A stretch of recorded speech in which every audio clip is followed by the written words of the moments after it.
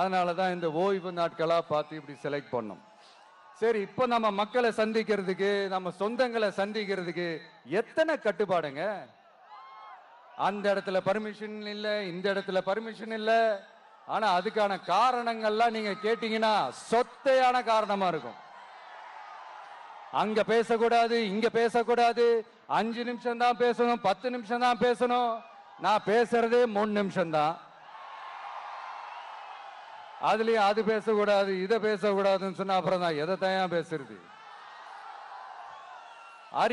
அரியலூர்ல போனப்போ நான் கரெக்டா அந்த ஊருக்கு போறதுக்கு முன்னாடி ஒரு அந்த ஏரியாலேயே அந்த பவர் கட்டு.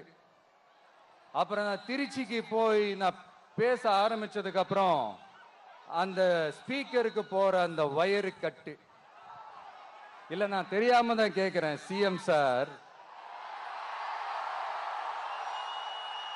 ஃபார் எக்ஸாம்பிள், இப்ப ஒரு RSS தலைவர் இங்க வராருன்னு வச்சுக்கோங்க, இல்ல நம்ம பிரதமர் மோடிஜி அவர்களோ இல்ல உள்துறை அமைச்சரோ இங்க வராருன்னு வச்சுக்கோங்க, இந்த மாதிரி கண்டிஷன்ஸ்லாம் போடுவீங்க, இந்த மாதிரி பவர் கட் பண்ணுவீங்க, இந்த மாதிரி வயர் கட் பண்ணுவீங்க. கொஞ்சம் கட் பண்ணி தான் பாருங்களேன்.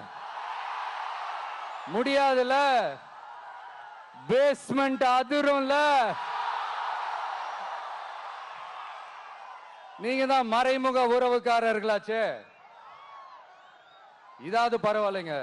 இதை தாண்டி ஒரு ரூல் ஒண்ணு போட்டாங்க, பஸ்ஸுக்குள்ளேயே இருக்கணுமா, பஸ்ஸை விட்டு வெளியில வரக்கூடாதான், கையை இவ்வளவுதான் தூக்கணுமா, இப்படியே வரணுமா, மக்களை பார்த்து சிரிக்காத, மக்களை பார்த்து கையசைக்காத, இப்படி எல்லாம். ஐயோ ஐயோ ஐயோ.